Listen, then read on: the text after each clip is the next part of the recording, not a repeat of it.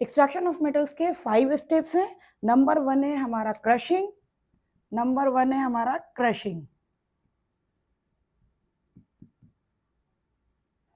Crushing हमारा क्या है, बड़े बड़े मिनरल्स को छोटे छोटे फॉर्म में तोड़ दिए तो उसको हम लोग कहते हैं क्रशिंग। क्रशिंग इतना ज़्यादा हम लोग को पढ़ना भी नहीं है और हम लोग को इतना इंपॉर्टेंट बुक में नहीं है, बस क्रशिंग के बारे में बताया गया कि बड़े बड़े मिनरल्स को छोटे छोटे फॉर्म में तोड़ दिए तो उसको हम लोग कहते हैं क्रशिंग। नंबर 2 है हमारा कंसंट्रेशन ऑफ ओर्स। नंबर 2 है हमारा कंसंट्रेशन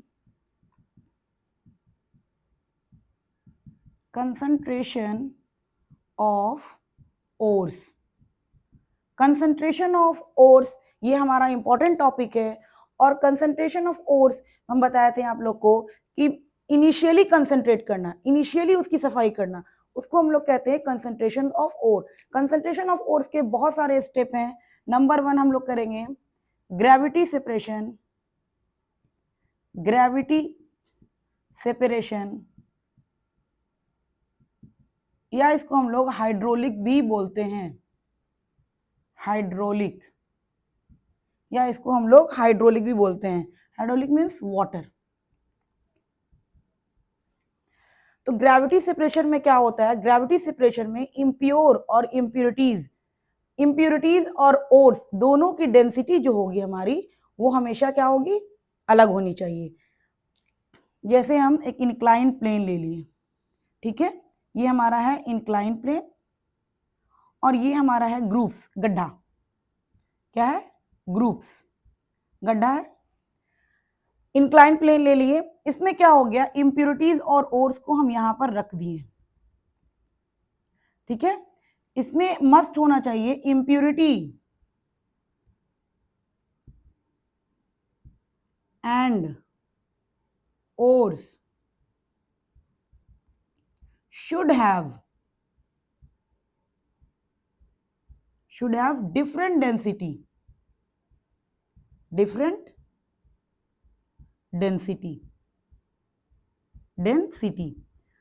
मतलब इम्प्यूरिटीज और ओर्स दोनों की अलग अलग डेंसिटी होनी चाहिए। एक हल्का होना चाहिए तो दूसरा में हमारा क्या होना चाहिए, भारी होना चाहिए। ये दूसरा हल्का है तो एक हमारा क्या होना चाहिए, भारी होना चाहिए।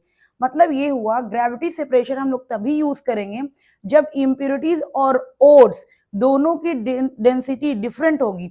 हम लोग क्या करेंगे, इम्प्यूरिटीज और ओर्स को हम लोग यहाँ पर रखें, इम्प्यूरिटीज और ओर्स को हम लोग यहाँ पर रखें और वाटर के जरिए वाटर दिए। जैसे ही हम लोग वाटर देंगे तो जो जिसकी डेंसिटी ज्यादा होगी वो ग्रूव्स में आके फंस जाएगी, ग्रूव में आके क्या होगी, फंस जाएगी। और जिसकी डेंसिटी कम होगी वो मूव कर करके यहाँ पर आकर जमा हो जाएगा। इस तरीके से क्या होगा, हमारा इम्प्यूरिटीज और ओर्स दोनों सेपरेट हो जाएगा। हम लोग यहाँ पर करना क्या है, इम्प्यूरिटीज और ओर्स को सेपरेट करना है। तो सबसे पहला मेथड हमारा हुआ है ग्रेविटी सेपरेशन, और इसको हम लोग हाइड्रोलिक भी बोलते हैं। ग्रेविटी सेपरेशन में हमारा क्या होना चाहिए, इम्प्यूरिटीज और ओर्स दोनों की डेंसिटी जो है डिफरेंट होनी चाहिए, दोनों की डेंसिटी डिफरेंट होनी चाहिए, तभी ग्रेविटी सेपरेशन को हम लोग फॉलो कर सकते हैं। या हम लोग को इम्प्यूरिटीज और ओर्स की डेंसिटी डिफरेंट दिया हुआ है, उस केस में हम लोग को इम्प्यूरिटीज और ओर्स को सेपरेट करना है, तो वहां पर हम लोग ग्रेविटी सेपरेशन लगा करके दोनों को सेपरेट कर सकते हैं। तो ये हमारा हुआ कंसंट्रेशन ऑफ ओर का नंबर 1 पॉइंट। नंबर 2 पॉइंट है हमारा, नंबर 2 है हमारा मैग्नेटिक सेपरेशन। मैग्नेटिक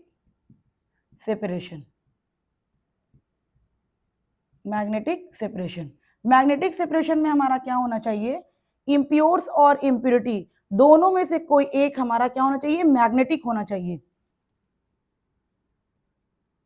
इम्प्योर और इम्प्यूरिटी और ores, anyone have magnetic property या anyone have मैग्नेटिक, दोनों में से इम्प्योरिटी और ओर्स में दोनों में से कोई एक भी मैग्नेटिक प्रॉपर्टी का होना चाहिए, जो मैग्नेट में चिपकने वाला होना चाहिए, तभी हम लोग मैग्नेटिक सेपरेशन को यूज कर सकते हैं। मैग्नेटिक सेपरेशन में क्या होता है, जैसे हम यहाँ ओट्स प्लस इम्प्योरिटीज को डाल रहे हैं, ओट्स प्लस इम्प्योरिटीज को क्या कर रहे हैं, गिरा रहे हैं। ओट्स और इम्प्योरिटीज को गिरा रहे हैं, यहाँ पर हम एक बेल्ट लगा दिए, बेल्ट में हम लोग व्हील लगा दिए,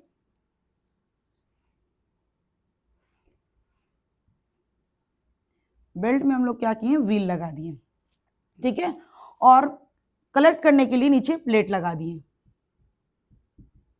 ठीक है।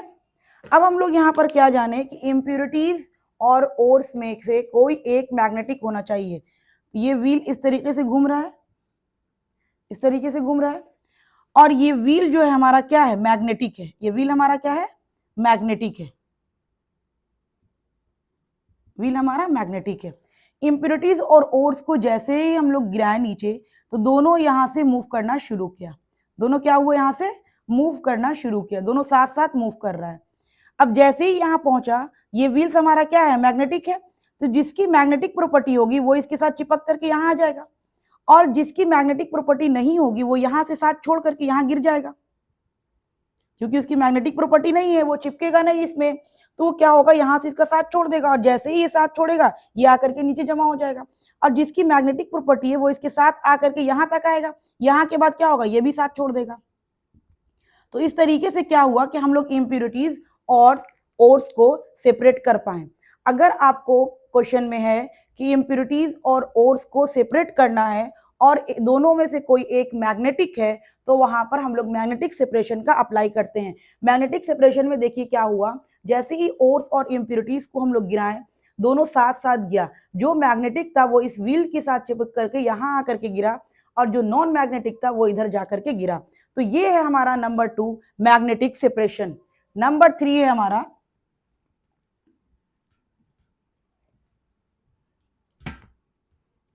नंबर 3 है हमारा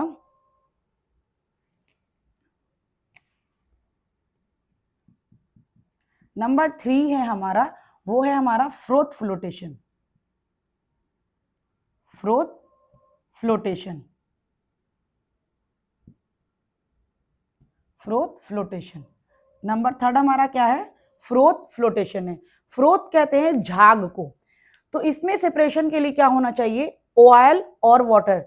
हम लोग जब भी इसको सेपरेट करना रहेगा तो टैंक में पहले हम लोग क्या लेंगे, किसी भी बीकर में हम लोग पहले लेंगे इसमें oil plus water, oil plus water. इस बीकर में हमारा जब भी हम लोग को फ्रोथ फ्लोटेशन अप्लाई करना होगा या फ्रोथ फ्लोटेशन लगाना होगा, तो सबसे पहले हम लोग क्या करेंगे, किसी भी बीकर में ऑयल और वाटर दोनों लेंगे। अब क्या करेंगे, इम्प्यूरिटी एंड ओट्स, दोनों में से कोई एक ऑयल में चिपकने वाला होना चाहिए और दूसरा वाटर में चिपकने वाला होना चाहिए। फिर से सुनिए, फ्रोथ फ्लोटेशन में बीकर में जो हम लोग सॉल्यूशन लेंगे उसमें ऑयल और वाटर होना चाहिए, और जो ओर और इम्प्योरिटीज है वो हमारा होना चाहिए किसका, एक ऑयल में चिपकने वाला होना चाहिए और दूसरा हमारा वाटर में चिपकने वाला होना चाहिए। तो उसको हम लोग कहते हैं फ्रोथ फ्लोटेशन। इसमें क्या होता है, देखिए जैसे हम लोग क्या करते हैं, लस्सी बनाते हैं या हम लोग क्रीम निकालते हैं, तो हम लोग इस तरीके से क्या करते हैं, मिल्क को शेक कर देते हैं, जो ऑयल पार्टिकल्स होता है वो झाग बन के ऊपर आ जाता है, और जिसकी डेंसिटी ज्यादा होती है वो क्या होता है, नीचे में रह जाता है। तो यही मेथड यहाँ पर भी है हमारा। जैसे ही हम लोग क्या करेंगे, इसमें इसमें ओट्स और इम्प्योरिटीज को हम डाल दिए, ओट्स और इम्प्योरिटीज को हम डालें, ओट्स और इम्प्योरिटीज को जैसे ही हम डालें तो इसमें ऑयल और वाटर दोनों है, और हम जानते हैं कि ओट्स और इम्प्योरिटीज दोनों में से कोई एक ऑयल में चिपकने वाला होना चाहिए और दूसरा जो हमारा है वो वाटर में चिपकने वाला होना चाहिए। तो जैसे ही हम लोग इसको डालें तो जो ऑयल से चिपकने वाला होगा वो ऑयल के साथ चिपक गया, और जो वाटर से चिपकने वाला है वो वाटर के साथ चिपक गया। अब दोनों जाके चिपक गया, हम लोग को तो मेन सेपरेट करना है ऑयल को और वाटर को। हम लोग को इम्प्योरिटीज को और ओट्स को क्या करना है, सेपरेट करना है। तो सेपरेट करने के लिए हम लोग क्या करेंगे, अभी तो ओट्स और इम्प्योरिटीज दोनों को डाले तो जो ऑयल में चिपकने वाला ऑयल में चिपक गया, जो वाटर में चिपकने वाला वाटर में चिपक गया, लेकिन दोनों तो सॉल्यूशन में मिला हुआ है, हमको तो अलग करना है। हम पढ़ रहे हैं सेपरेशन, तो हम लोग क्या करेंगे, इसको एयर के जरिए एजिटेट कर देंगे, एयर के जरिए एजिटेट कर देंगे, एजिटेट कर देंगे। एजिटेट करने का मतलब हुआ कि शेक कर देंगे पूरी तरीके से। जैसे ही हम लोग एजिटेट करेंगे तो जो ऑयल होगा वो झाग बन के ऊपर आ जाएगा और जो वाटर में चिपका होगा वो नीचे चला जाएगा। ऑयल झाग बन के ऊपर क्यों आया, क्योंकि ऑयल की डेंसिटी कम होती है वाटर से, तो जिसकी डेंसिटी कम होगी वो झाग बन के ऊपर आ गया और जिसकी डेंसिटी ज्यादा है वो नीचे ही बैठ गया। तो इस तरीके से हम लोग जिसकी डेंसिटी कम थी वो झाग बन के ऊपर आया, फिर उसको हम लोग क्या करेंगे, सेपरेट कर लेंगे और वाटर में जो चिपका था वो सेपरेट हो गया। इस तरीके से ओर्स और इम्प्योरिटीज हमारा सेपरेट हो गया। तो फ्रोथ फ्लोटेशन में हम लोग का क्या हुआ, फ्रोथ फ्लोटेशन में हम लोग क्या किए कि जो बीकर में सॉल्यूशन लिए इसमें ऑयल और वाटर दोनों होना चाहिए। इम्प्योरिटीज और ओर्स में दोनों में से कोई एक जो है वाटर में, दोनों में से एक ऑयल में चिपकने वाला होना चाहिए और दूसरा हमारा वाटर में चिपकने वाला होना चाहिए। जैसे ही इम्प्योरिटीज और ओर्स को हम सॉल्यूशन में डाले, बीकर में डाले, जो ऑयल से चिपकने वाला ऑयल के साथ चिपक गया, जो वाटर के साथ चिपकने वाला है वाटर के साथ चिपक गया। लेकिन यहाँ पर हमारा सेपरेट हुआ नहीं। हम लोग यहाँ पर क्या क्यों पढ़ रहे हैं, सेपरेट करने के लिए, ऑयल और ओर्स और इम्प्योरिटीज को सेपरेट करने के लिए पढ़ रहे हैं। तो हम लोग क्या करेंगे, उसको शेक कर दिए। जैसे ही शेक किए ऑयल झाग बन करके ऊपर आ गया और वाटर की डेंसिटी ज्यादा थी वो नीचे चला गया। इस तरीके से हम लोग दोनों को सेपरेट कर दिए। ज्यादातर इसका इस्तेमाल हम लोग सल्फाइड ओर में करते हैं। किसमें करते हैं, सल्फाइड ओर में, सल्फाइड ओर में करते हैं ज्यादातर इसका हम लोग यूजेस। नेक्स्ट पॉइंट आ जाते हैं हम लोग,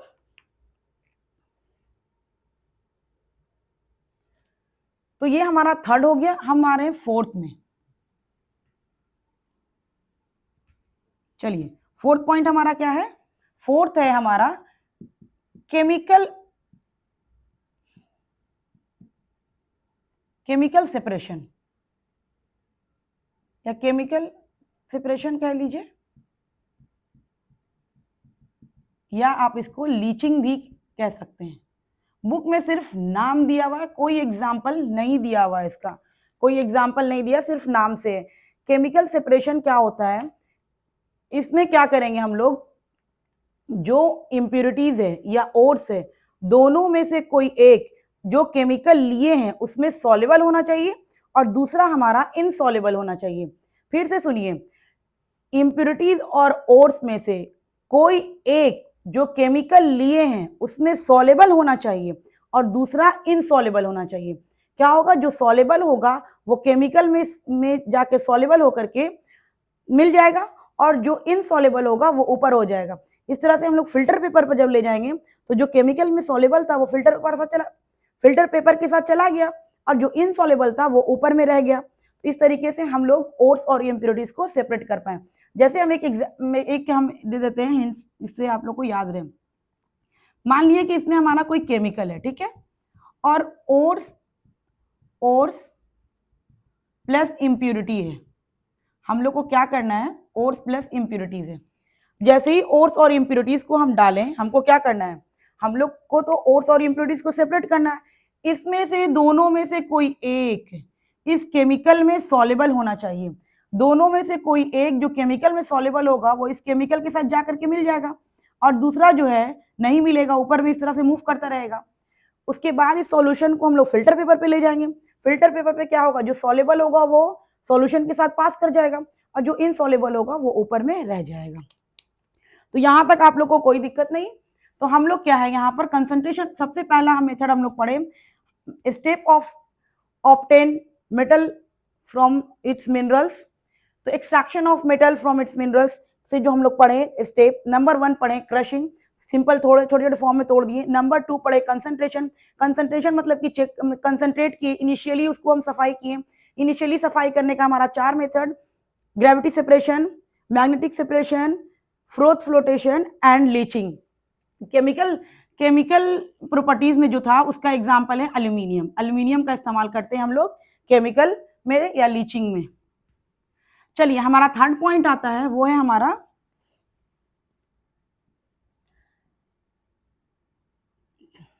conversion of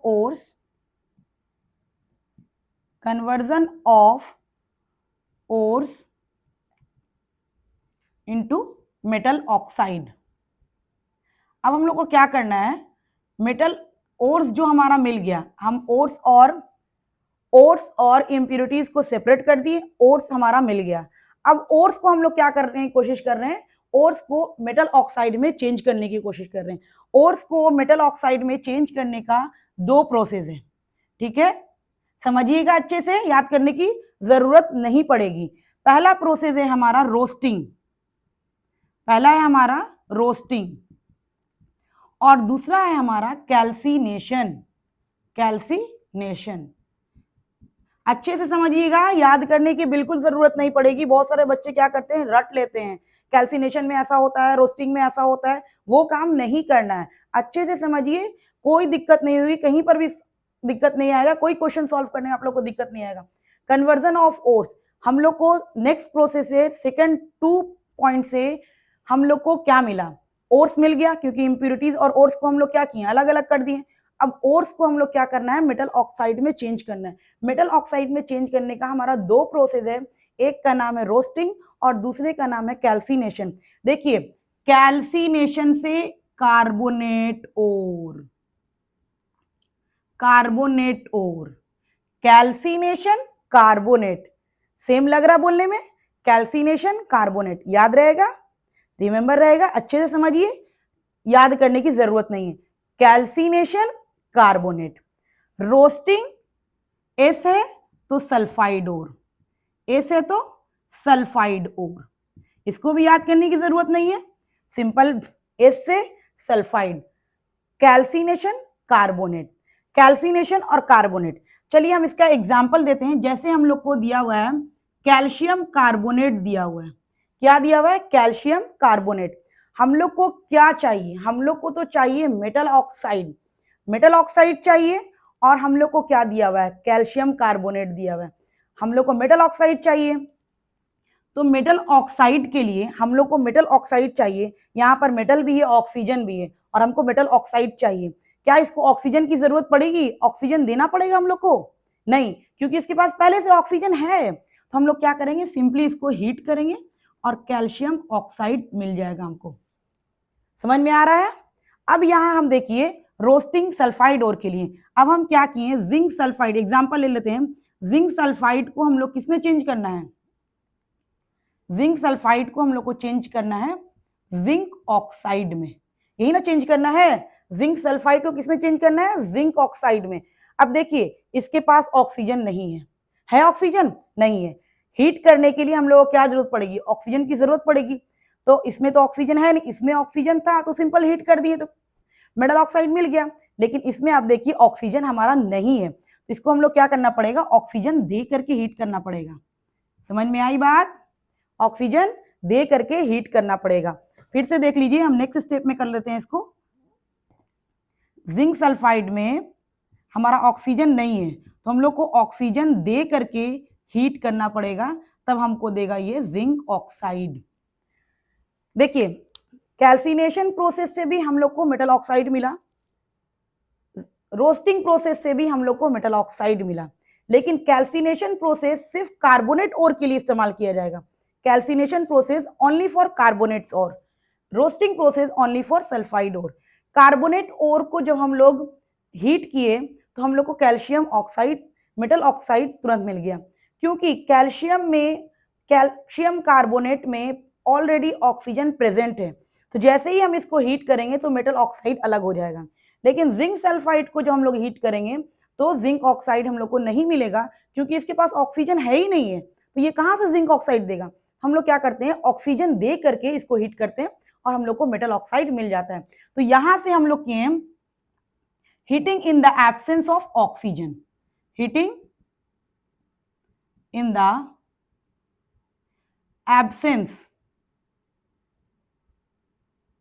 absence of oxygen, heating in the presence of oxygen।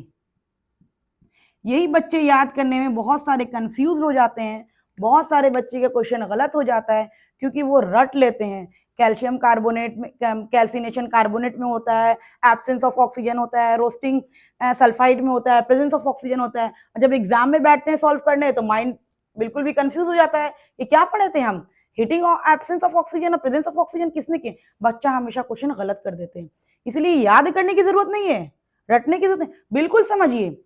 हम लोग क्या किए, conversion of ore, second process से हम लोग को ओर मिल गया। अब हम लोग ओर को क्या करना है, मेटल ऑक्साइड में चेंज करना है। मेटल ऑक्साइड में चेंज करने के दो मेथड, एक रोस्टिंग, दूसरा calcination. As for sulphide ore, calcination carbonate ore. समझ में आ रहा है। तो कैल्सिनेशन हमेशा कार्बोनेट ओर के लिए यूज करेंगे, रोस्टिंग हमेशा सल्फाइड ओर के लिए यूज करेंगे।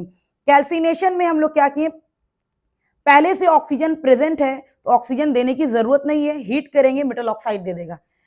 सल्फाइड में ऑक्सीजन प्रेजेंट है नहीं तो हम लोग को ऑक्सीजन चाहिए, क्योंकि जिंक ऑक्साइड चाहिए या मेटल ऑक्साइड चाहिए, तो हम लोग को ऑक्सीजन दे करके हीट करना पड़ेगा, इसीलिए इसको हम लोग कहते हैं मेटल ऑक्साइड फॉर्म मिल गया।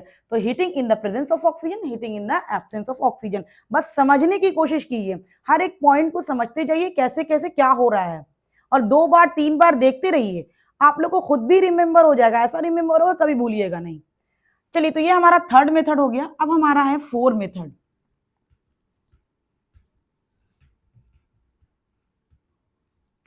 ये हमारा था थर्ड मेथड, और हमारा फोर्थ है वो है हमारा conversion of metal oxide, conversion of metal oxide into metal.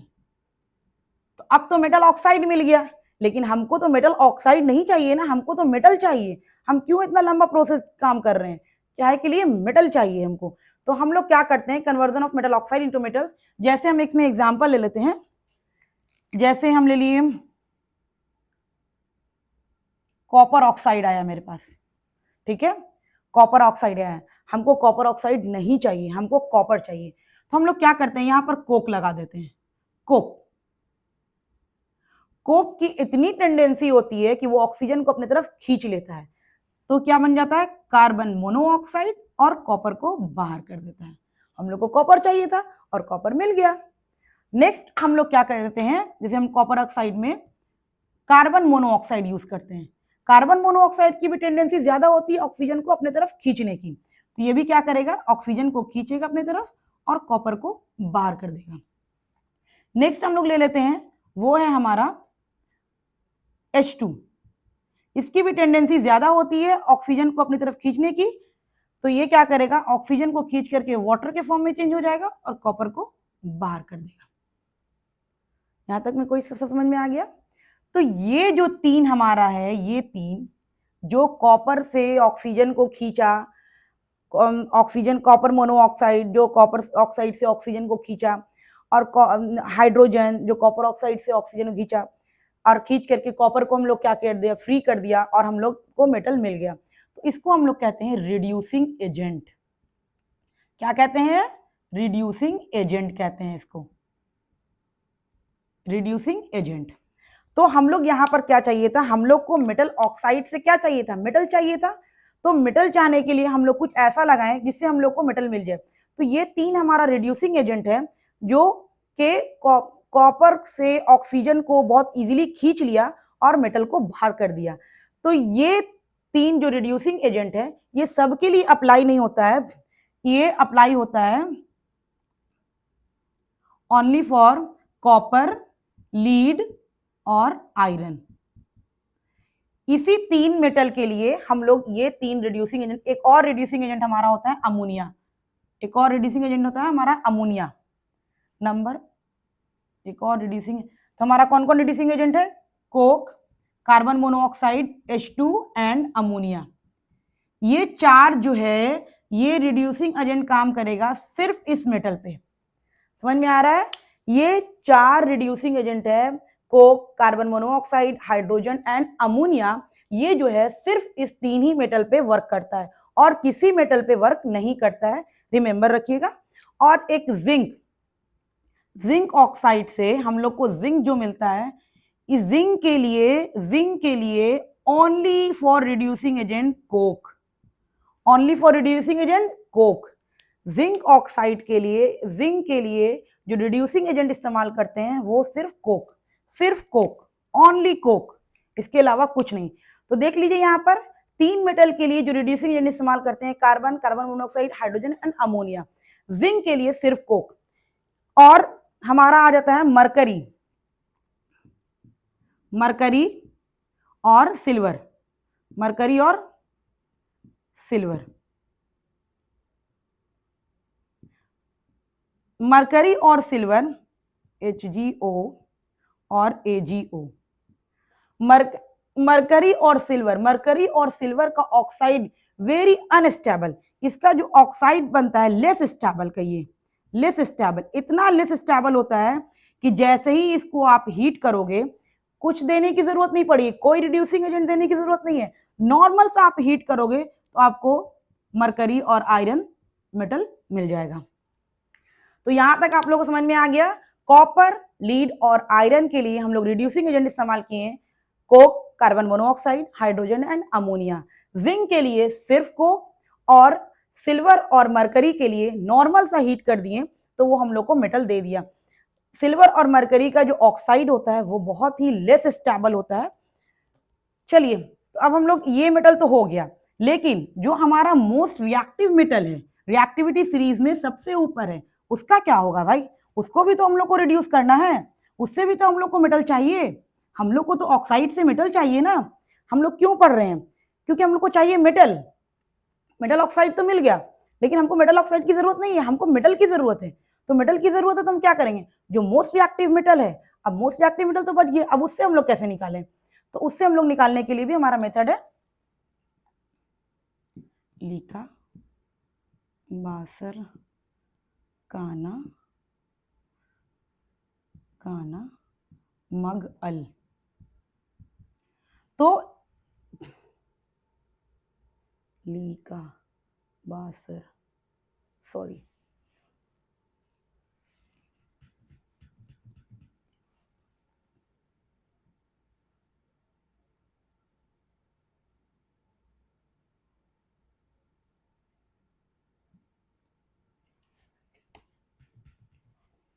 Kedarnath का माली, आलू।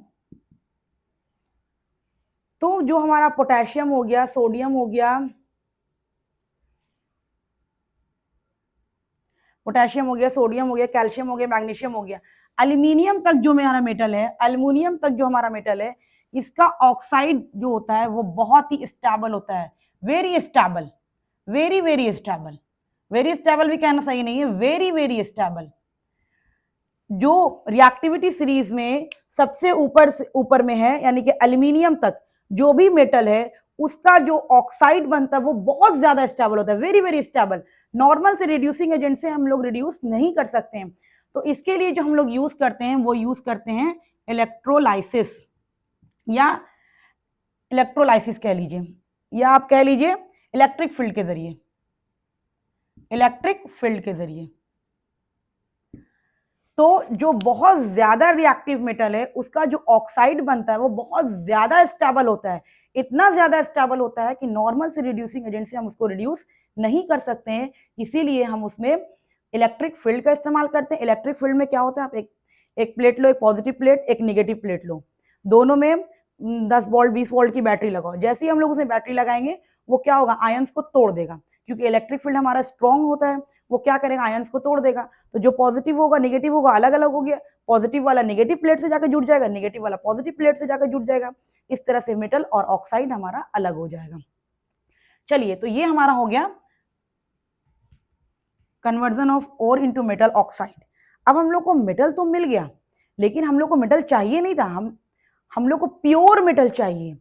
अगर मान लीजिए कि हम लोग कॉपर को प्योर कर रहे हैं, अगर उसमें 0.1% भी इंप्योरिटी रह गई तो क्या होगा, हमारा इलेक्ट्रिसिटी कंडक्ट करने में प्रॉब्लम आएगी, डैमेज हो सकता है।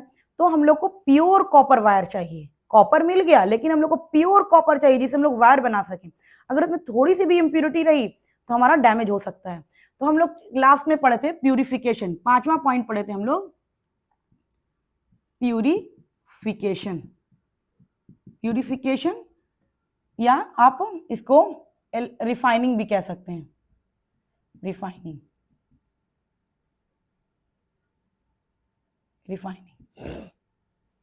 प्यूरिफिकेशन और रिफाइनिंग आपके बुक के टर्म में एनसीईआरटी में दिया हुआ इलेक्ट्रो रिफाइनिंग। क्या दिया हुआ है? Electro refining. इलेक्ट्रो रिफाइनिंग क्या होता है? इलेक्ट्रो रिफाइनिंग हमारा बहुत आसान है। इलेक्ट्रोलाइसिस, इलेक्ट्रो रिफाइनिंग का एक टॉपिक है हमारे चैनल पे, आप जाके देख सकते हैं। तो इलेक्ट्रो रिफाइनिंग जो है हमारा, इसमें क्या होता है,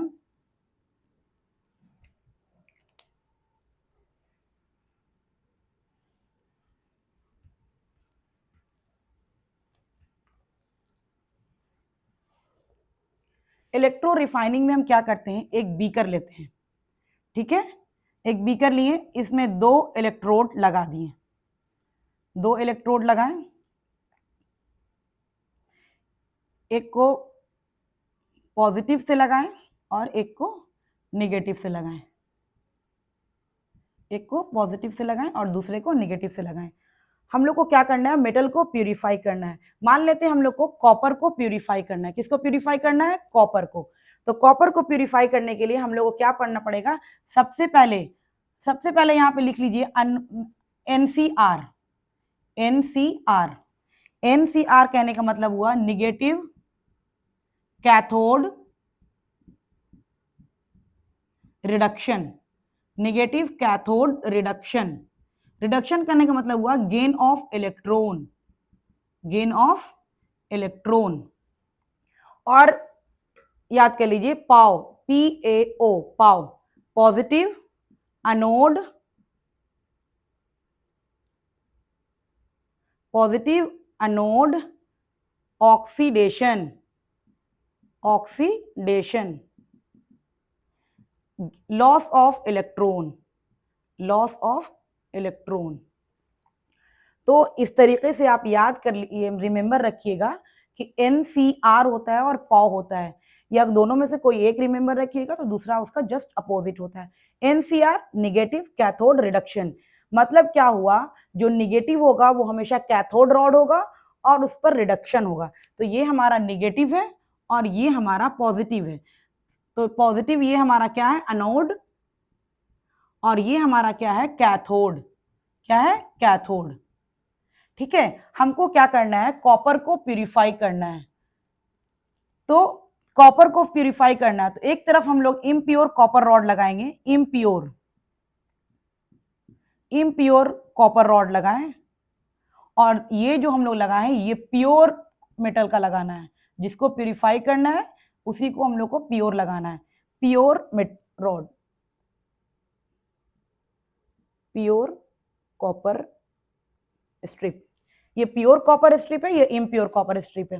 ठीक है, हम लोग को क्या करना है कि कॉपर को, प्योर कॉपर चाहिए, तो हम लोग जो चीज हमको प्योर चाहिए हम लोग सॉल्यूशन उसी का लेंगे।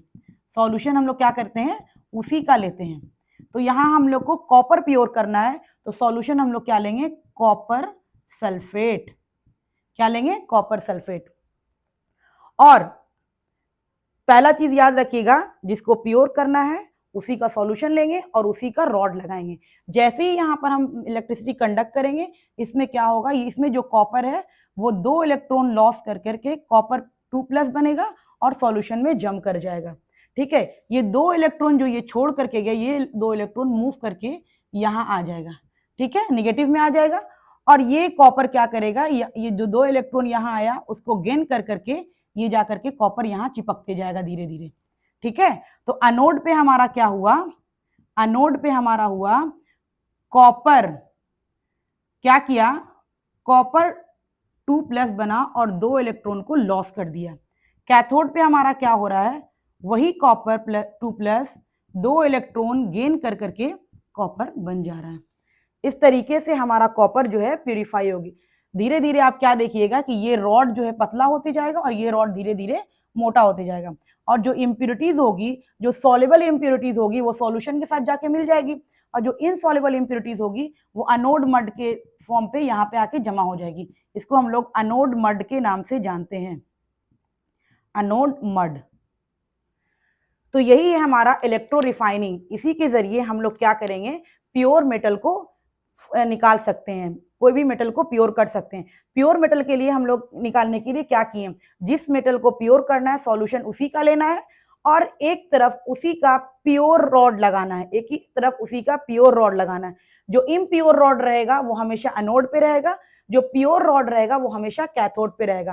कैथोड निगेटिव होता है और इस पर रिडक्शन होता है, गेन ऑफ इलेक्ट्रॉन। देखिए 2 इलेक्ट्रॉन गया, यहाँ आया ना, इलेक्ट्रॉन ले रहा है ना, और ये 2 इलेक्ट्रॉन दे रहा है ना, तो ये क्या हुआ, लॉस ऑफ इलेक्ट्रॉन। तो इस पे ऑक्सीडेशन हो रहा है और इस पे रिडक्शन हो रहा है।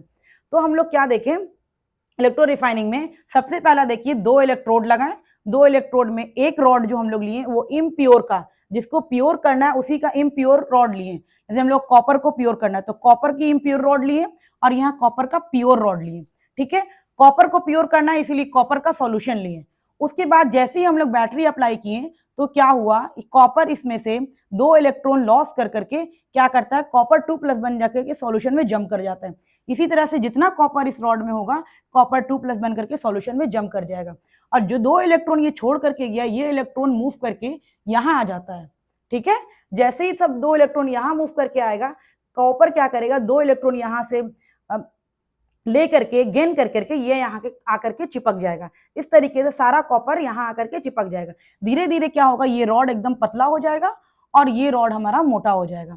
ये रॉड में से जो इम्प्योरिटीज बचेगी, कुछ तो वाटर में सॉल्युबल होगी, कुछ तो सॉल्यूशन में सॉल्युबल होगी जो सॉल्यूशन में जाके मिल जाएगी, और कुछ जो है इनसॉल्युबल होगी जो नीचे में आके जमा हो जाएगी। उसको हम एनोड मड के नाम से जानते हैं। हमेशा याद रखिएगा एनसीआर याद रखिएगा, पाव उसका उल्टा होगा। कोई एक में से एक ही, कोई दोनों में से एक रिमेंबर करिएगा, दोनों, क्योंकि बच्चे क्या करते हैं दोनों ही को पढ़ लेंगे और एग्जाम में जाके कंफ्यूज हो जाते हैं। इसीलिए NCR negative cathode, cathode negative होगा और उस पर रिडक्शन होगा। पाव एनोड पॉजिटिव होगा और उस पर ऑक्सीडेशन होगा। Thank you.